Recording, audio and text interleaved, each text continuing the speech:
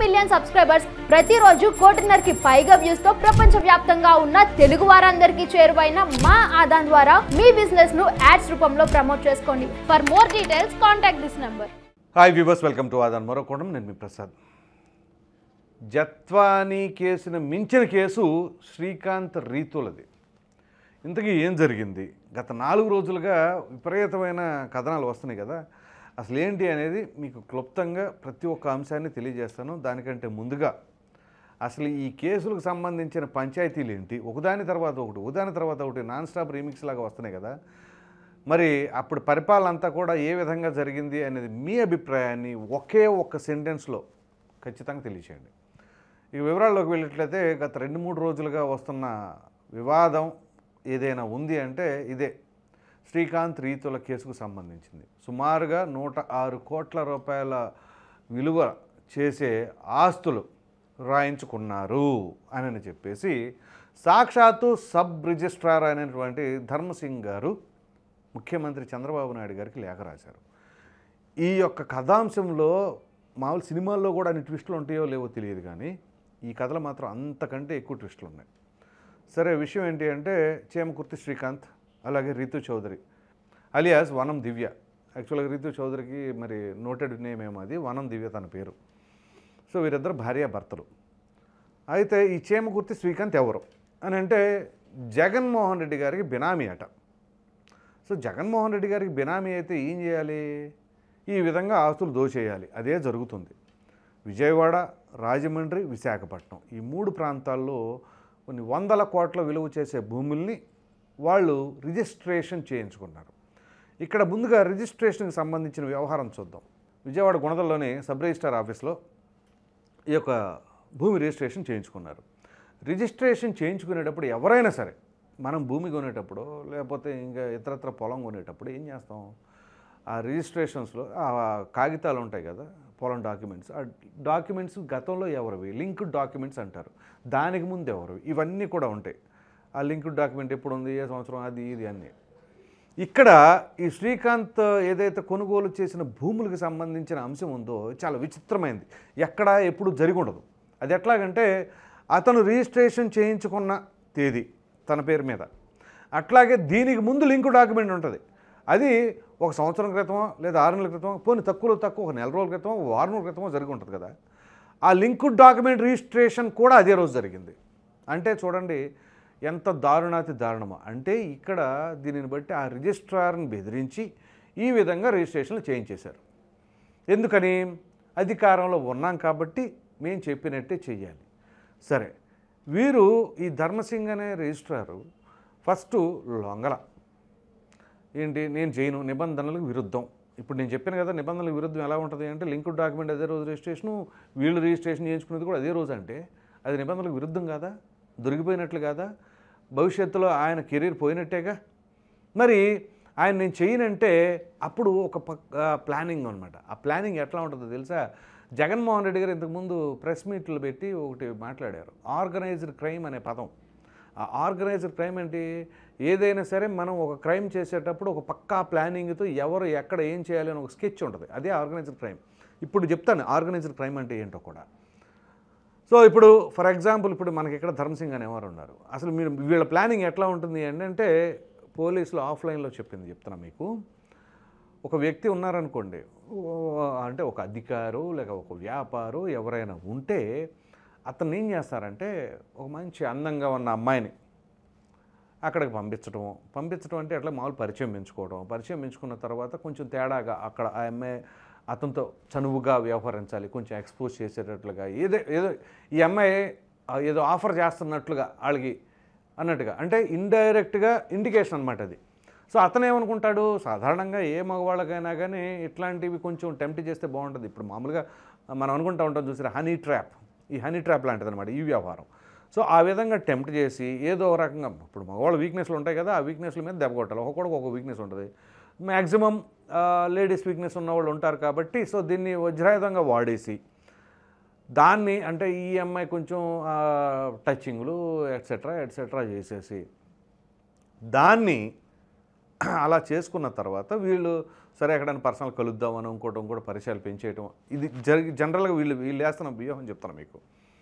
అది జరిగిన తర్వాత ఏం చేస్తారంటే ఒకవేళ టెంప్ట్ అయ్యి ఇచ్చేస్తే దాన్ని ఇమీడియట్గా ఆ అమ్మాయి ఆల్రెడీ స్క్రిప్టెడ్ కదా, అక్కడ నుంచి ఒక ప్లానింగ్ ప్రకారం చేపిస్తారు కాబట్టి అది ఫుటేజో సీసీటీవీ ఫుటేజో వీళ్ళు వీడియో రికార్డింగ్ చేసుకోవడం లేదా ఎట్సెట్రా ఏదో ఒక ఎవిడెన్స్లు పుట్టించి ఆ తర్వాత ఏసీబీ వాళ్ళ ద్వారానో ఇట్లా సదరు అధికారుల ద్వారా అక్కడికి పంపించి ఆ ఎవరైతే అక్కడ అధికారో లేకపోతే వ్యాపారో వీళ్ళకి ఎవరితో పని ఉంటే వాళ్ళని ట్రాప్లో దించాలనుకుంటారు కదా, ఆ టార్గెటెడ్ పర్సన్ దగ్గరికి వీళ్ళు వెళ్తారు.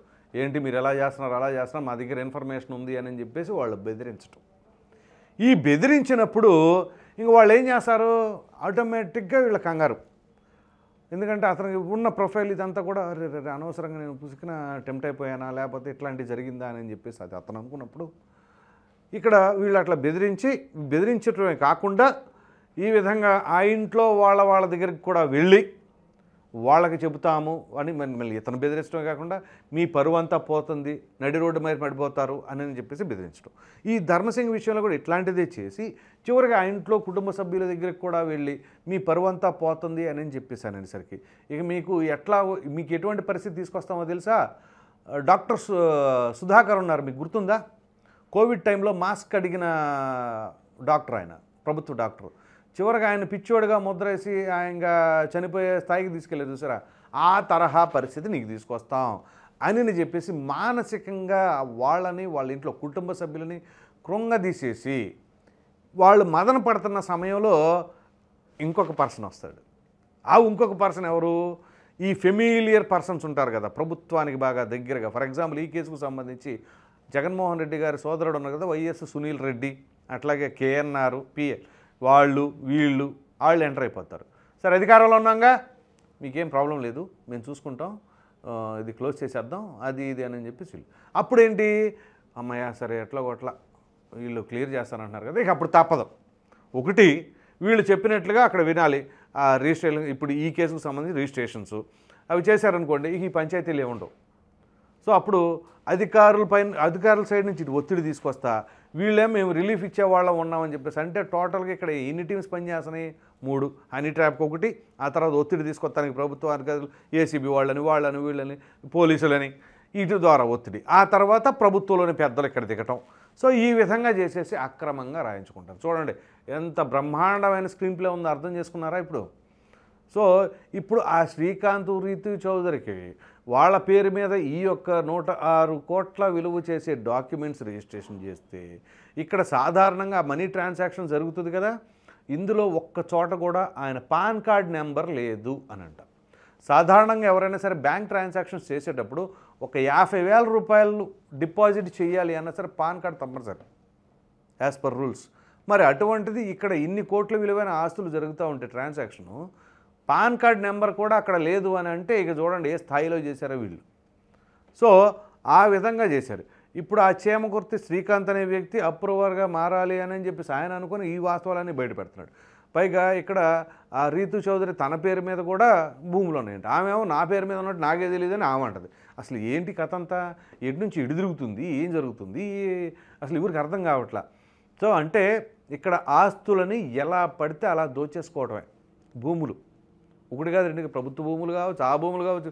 అక్కడో ప్రక్కన చూస్తే సజ్జల రామకృష్ణారెడ్డి గారేమో అక్కడ సీకే దిన్ని ప్రాంతంలో, కడప జిల్లాలోని సీకే దిన్ని ప్రాంతంలో అక్కడ అటవీ భూములు కూడా ఆగిపోయి, మామూలుగా వైజాగ్లో భూములకు చాలా కబ్జాలు ఉన్నాయి. విజయసాయిరెడ్డి గారి మీద ఉన్న కేసులు ఇది కాకుండా విజయసాయిరెడ్డి గారి పైన అక్కడ వైజాగ్లో కొన్ని ఆస్తులు ఆయన ఇట్లా చేసేసారు అట్లా చేసేసారని చెప్పేసి అది ఆరోపణలు ఉన్నాయా. మరలా ఇక్కడ చూస్తే ఈ సంబంధించిన అంశాలు తెరపైకి వస్తున్నాయా. సో ఇక్కడ ఆ రీతు చౌదరి శ్రీకాంత్ వాళ్ళని ఇట్లా వాడేసి ఈ విధంగా చేశారు. ఇప్పుడు వాళ్ళకు కూడా థ్రెటనింగ్ ఉంటుంది కదా ఖచ్చితంగా. ఇప్పుడు ఆ బినామీగా ఉన్నాడు, అవన్నీ తెరపైకి వచ్చింది. ఇప్పుడు ఆ ధర్మసింగ్ అన్న ఆయన లేఖ రాయడం ద్వారా మొత్తం ఒకదాని తర్వాత ఒకటి బయటకు వచ్చేసింది.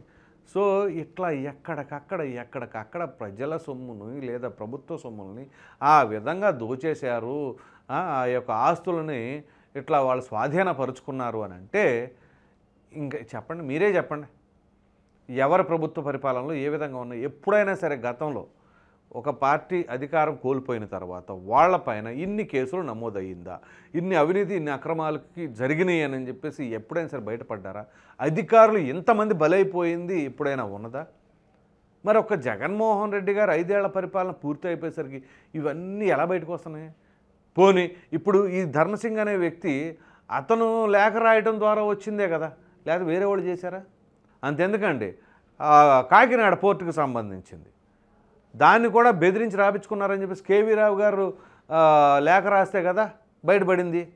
సో ఇలా ఒక్కొక్కరు బయటపడతా ఉంటే అన్నీ తెర మీదకి వస్తూ ఉన్నాయి.